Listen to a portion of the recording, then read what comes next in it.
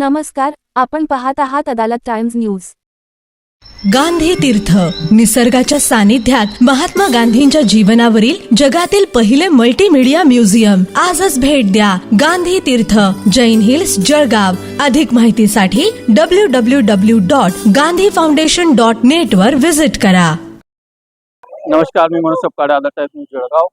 आपण आहे जिल्हा दूध संघ इथे आणि आज स्वर्गवासी जेटी महाजन यांच्या जन्मदिवसानिमित्त इथं एक त्यांचं स्मारक सुंदरसं इथे आपण बघू शकता की कशा प्रकारे ते स्मारक यांनी उभारलेलं आहे। संस्थापक इथले जे चेअरमन आहेत मंगेशदादा चव्हाण यांनी या स्मारक उभारणीसाठी असाही प्रयत्न करून आज इथे स्मारकचे उद्घाटन इथे माननीय गुलाबराव पाटील यांच्या हस्ते करून घेण्यात आलेले आहे।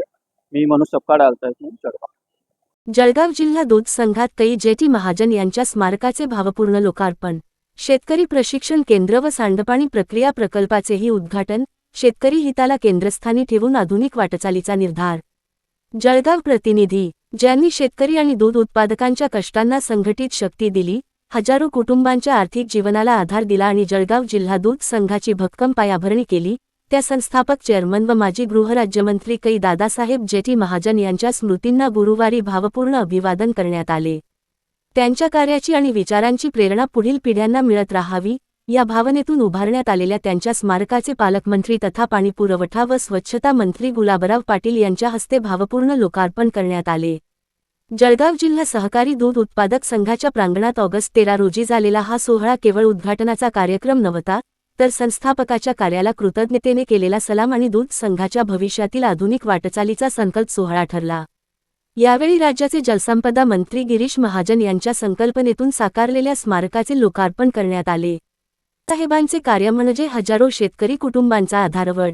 कार्यक्रमाला उपस्थित राहता न आल्याने मंत्री गिरीशभाऊ महाजन यांनी व्हिडिओ संदेशाद्वारे उपस्थितांना संबोधित केले। त्यांनी दादासाहेबांच्या कार्याला अभिवादन करताना सांगितले की दादासाहेबांनी दूध संघाची उभारणी केवळ एक संस्था म्हणून केली नाही, तर हजारो शेतकरी कुटुंबांना आर्थिक स्थैर्य देणारा आधारवड उभा केला। दादासाहेबांचा संघर्ष, त्याग आणि संस्थेप्रती असलेली निष्ठा आजही प्रेरणादायी आहे। त्यांच्या कार्याला विनम्र अभिवादन म्हणून दूध संघाच्या प्रांगणात भव्य स्मारक उभारण्याची संकल्पना होती आणि आज त्याचे लोकार्पण होत असल्याचा आनंद असल्याचे गिरीश महाजन यांनी नमूद केले। शरद महाजन आपले मनोगतात म्हणाले, आनंदाचा क्षण या ठिकाणी आपण अनुभवतोय। खऱ्या अर्थानं ज्या व्यक्तीनं आपल्या जीवनामध्ये समाजाप्रती जे काही काम या ठिकाणी केलेलं आहे, त्याचा कर्तृत्वाचा गौरव होणं ही आपल्या सर्व जिल्ह्यावासियांच्या दृष्टीने अतिशय अभिमानाची बाब मी असं या ठिकाणी नमूद करतो। खरं पाहिलं तर आपल्या जिल्ह्याचे नेते, आपल्या महाराष्ट्राचे नेतृत्व संकटमोचक आदरणीय गिरीशभाऊ महाजन यांनी 2 वर्षापूर्वी आपल्याला हा शब्द दिला आणि खऱ्या अर्थानं या ठिकाणी उपस्थित असलेले गुलाबभाऊ पाटील, आमचे सर्व सन्माननीय आमदार साहेब आणि उपस्थित सर्व संचालक मंडळ आणि विशेष करून मंगेशदादा चव्हाण यांच्या नेतृत्वाखाली या दादासाहेबांच्या स्मारकाचं काम अतिशय कालावधीत या ठिकाणी पूर्ण झालं आणि अतिशय क्वालिटीचं असं काम हे स्मारकाचं या ठिकाणी झालेलं आहे। म्हणून आमच्या सर्व कार्यकर्त्यांच्या वतीनं, शेतकऱ्या बांधवांच्या वतीनं या ठिकाणी सर्व नेत्यांचे या ठिकाणी आभार मी या ठिकाणी व्यक्त करतो। खरं पाहिलं तर अनेक नेते आपण या ठिकाणी पाहिलेत, शब्द देतात परंतु ते शब्द पूर्ण करत नाही। परंतु गिरीश भाऊंनी दादांच्या कर्तृत्वाचा या ठिकाणी सन्मान झाला पाहिजे। या ठिकाणी ज्यांनी या संघासाठी अहोरात्र मेहनत केलेली आहे, ज्या लोकांनी या संघ उभारणीमध्ये अतोनात आपलं आयुष्य या ठिकाणी अध्यक्षीय मनोगतात दूध संघाचे चेअरमन तथा आमदार मंगेशदादा चव्हाण यांनी आपली भूमिका मांडली। आणि आज त्यांचा आत्मा अनंतात जिथे कुठे असेल, त्यांना देखील एक मनापासून आनंद होत असेल की मी केलेली कर्म आज पुढच्या पिढींसाठी आज त्या दूध संघाच्या आवारात एक पुतळा म्हणून नाही तर एक मंदिराच्या स्वरूपात आज जळगाव दूध संघाच्या आवारात होतोय। आज सर्वप्रथम मी स्वर्गीय जेटी दादांना विनम्र अशी आदरांजली अर्पण करतो। आजच्या या दोन्ही कार्यक्रमांच्या निमित्तानं स्वर्गीय जेटीदादा महाजन यांचं स्मारक, शेतकरी प्रशिक्षण केंद्राचे नूतनीकरण झालेली इमारत व मुख्य दुग्ध शाळेचा आम्ही जो नवीन प्लांट चालू केला, या दोन्हींचं लोकार्पण या कार्यक्रमासाठी मंचावर उपस्थित ज्यांच्या नियोजनाखाली आम्ही सगळेजण काम करतो आहोत ते गुलाबरावजी पाटील साहेब, भारतीय जनता पार्टीचे नेते, या शहराचे अतिशय लोकप्रिय आमदार राजूमामा भोळे, माझे विधिमंडळातले सहकारी अमोलदादा जावळे, दुसरे माझे सहकारी मित्र नंदकिशोरजी महाजन, आमच्या लोकप्रिय महापौर दीपमालाताई काळे, आपले जिल्ह्याचे दादांच्या स्मारकाच्या लोकार्पणासाठी आपण इथं उपस्थित आहोत.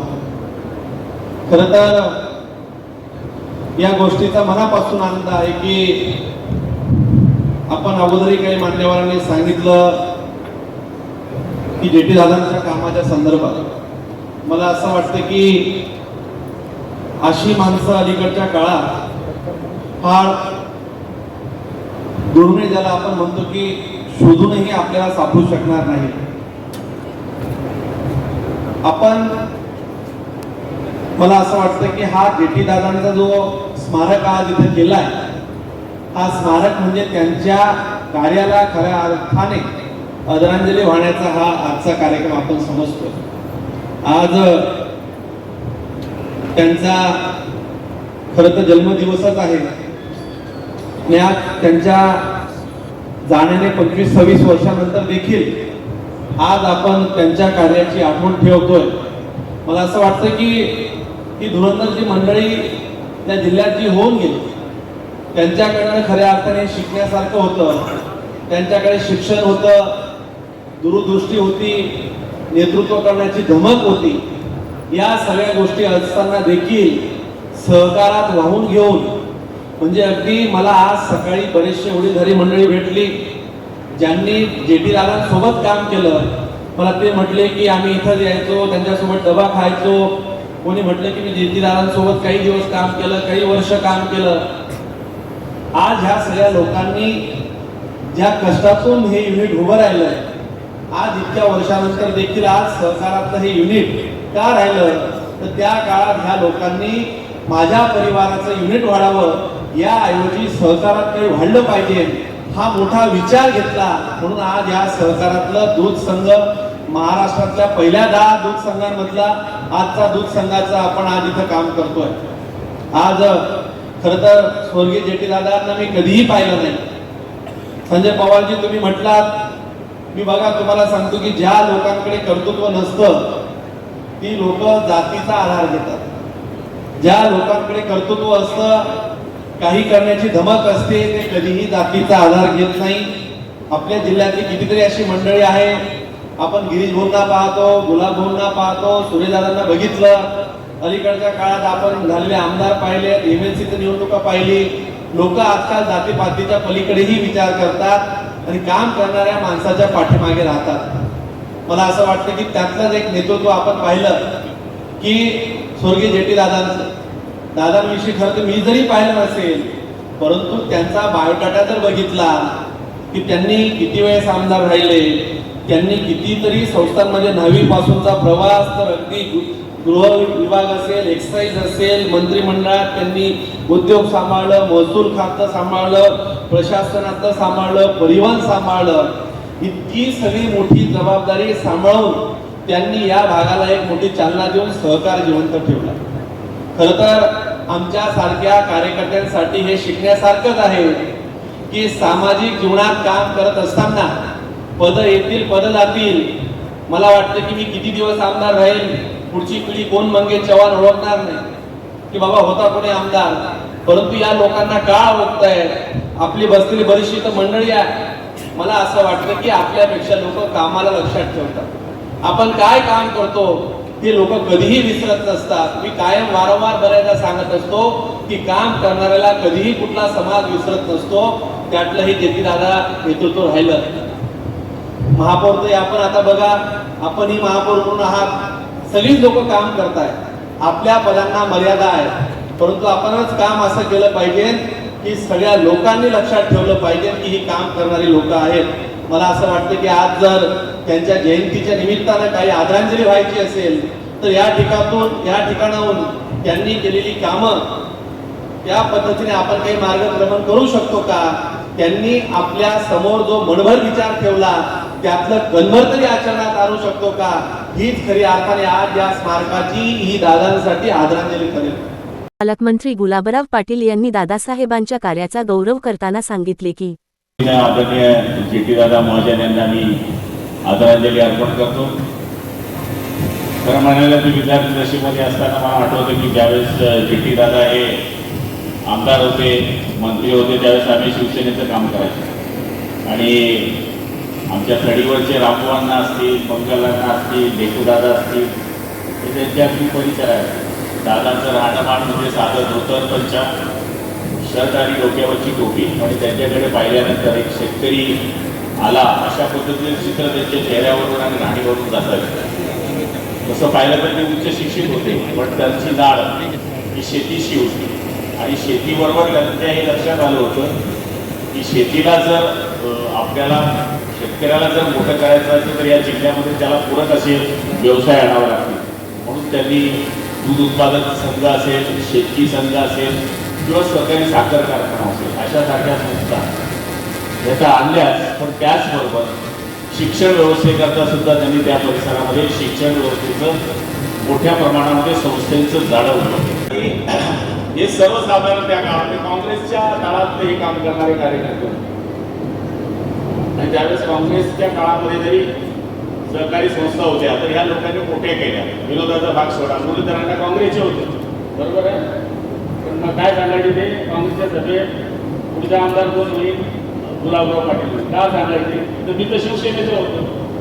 हे लोक माणसं ओळखायचे आणि त्यांची बाजू ओळखून काम करायचे. माझी विनंती हीच आहे की आतापर्यंत खूप चांगलं चाललेलं आहे. दूध फेडरेशन शेतकऱ्यांकरता काम करत आहे. बँक आता बँकेची तुमची निवडणूक आहे, तुम्ही बँककडे त्यांच्या काही उचकीनं आमचं काम म्हणतात जरूर ओळख तुम्ही माझ्या तोंडातून ती विवादाला सापडलेले असतात बारीक गोष्ट सापडली तर मी फार सांभाळून बोलायला लागलं. आणि जळगाव शहरात कार्यक्रम होतो, जळगाव शहरामध्ये कार्यक्रम असल्यामुळे हे सगळे पत्रकार इथे असतात त्या जिल्ह्याचे, त्यामुळे फार सांभाळून बोलावं लागतं. पण असो, हा कौटुंबिक कार्यक्रम आहे आणि शरद भाऊंना आणि त्यांच्या कुटुंबाला खूप आनंद वाटला असेल आज की माझ्या वडिलांनी केलेलं कर्तव्य, जिल्ह्याकरता केलेलं योगदान हे माझ्या जिल्ह्याने ओळखलं, हे त्यांच्या मनामध्ये आज आनंदाचा क्षण आहे. आणि ते सुद्धा एक मितभाषी आहे. तिला मला वाटतं ते पण जिल्हा परिषद सदस्य होते, त्यांनी पण आपल्या वडिलांचा वारसा दाखवला आहे, चालू सुरू ठेवलेला आहे. आणि आज या ठिकाणी गिरीश भाऊ पण येणार होते, संजू भाऊ पण येणार होते. मी तर येऊ शकत नव्हतो, मी तर येऊ शकले असते. मी काल 1:30 वाजता दिल्ली पोहोचलो, 9चं विमानचं तिकीट काढलं, मीटिंगमध्ये जो चांगला झाला थोडासा, ती मीटिंग चालली 10 वाजेलो. मी शेवटी काय करत 11:30 विमानाचं तिकीट भेटलं. 1:30 वाजता मी मुंबईत आलो, 2 वाजता झोपलो, 5ला उठून 6ला ट्रेनमध्ये बसलो. ट्रेनमध्येच कपडे बदलून इकडे. पण माझं प्रेम होतं, कारण की मी लहानपणी या माणसाला पाहिलेलं होतं, या माणसाला मी लहानपणी पाहिलेलं होतं. ते माझ्या नशिबात होतं की गुलाबराव जा, शेतकऱ्याच्या पोराच्या हातानं शेतकऱ्याच्या माणसाचा पुतळ्याचं उद्घाटन ठेवलेलं, तू जा. म्हणून माझ्या हाताने उद्घाटन झालं. जरी तिघजण आम्ही मंत्री येऊ शकत नव्हतो, तरी दोघांचे प्रतिनिधी म्हणून मला एकट्याला एखादा इथं संधी मिळाली, त्याबद्दल मी स्वतःला भाग्यशाली समजतो. आदरणीय संजीव भाऊ सावकारे हे जरी येऊ शकले नसले तरी त्यांच्यातर्फे सुद्धा मी या कार्यक्रमाला खूप खूप शुभेच्छा देतो. गिरीश भाऊचा तर या ठिकाणी संदेश झालेला आहे आणि मला खात्री आहे की जिल्ह्यामध्ये असे काम होत असतात. आता आम्ही बहिणाबाईच्या नावानं कॉलेज उभं केलं तर आमच्या लक्षामध्ये आलं जिल्हा नियोजन समितीच्या सगळ्या आमदारांनी त्यावेळेस साहेब कलेक्टर साहेब आम्ही प्रस्ताव मांडला की कवयित्री बहिणाबाई ही जगाला मार्गदर्शन करणाऱ्या कविता देते, तिच्या नावाने कॉलेज उभं राहतं आणि तिथे पुतळा नाही. त्याचं सुद्धा अनावरण आता काही दिवसापूर्वी झालं आणि त्याला सुद्धा आपण जिल्हा नियोजन समितीमधून 2 करोड रुपये दिले होते आणि आज तिथे दिमाखाना बहिणाबाईचा पुतळा उभा राहतोय. कारण की ह्या लोकांच्या चिरंतर आठवणी ठेवण्यासाठी काही ठिकाणी यांचे पुतळे किंवा यांच्या वास्तू उभं करणं हे अत्यावश्यक गरजेचं आहे. मी आपल्या सगळ्यांच्या वतीनं वेळ भरपूर झाला असल्यामुळे आदरणीय जेटी दादा आणि त्यांच्या कुटुंबियांना या कार्यक्रमाच्या निमित्तानं शुभेच्छा तर देतोच, जेटी दादांनी केलेल्या कार्याला जिल्ह्याचा पालकमंत्री म्हणून नतमस्तक होतो आणि माझे लांबलेले 2 शब्द संपवतो. जय हिंद, जय महाराष्ट्र. या सोहळ्यास विधान परिषदेचे आमदार नंदकिशोर महाजन, आमदार राजूमामा भोळे, आमदार अमोल जावळे, जिल्हा बँकेचे चेअरमन संजय पवार, माजी आमदार रमेश चौधरी, महापौर दीपमाला काळे, जिल्हाधिकारी रोहन घुगे, मनपा आयुक्त आदित्य जीवने, उपमहापौर मनोज चौधरी, स्थायी समिती सभापती डॉक्टर चंद्रशेखर पाटील, शिवसेना जिल्हाप्रमुख विष्णू भंगाळे, भाजप महानगर जिल्हाध्यक्ष दीपक सूर्यवंशी यांच्यासह दूध संघाचे संचालक, अधिकारी, कर्मचारी, सभासद, दूध उत्पादक आणि शेतकरी मोठ्या संख्येने उपस्थित होते. सूत्रसंचालन शिवानी नेवे यांनी केले, तर आभार संचालक अरविंद देशमुख यांनी मानले.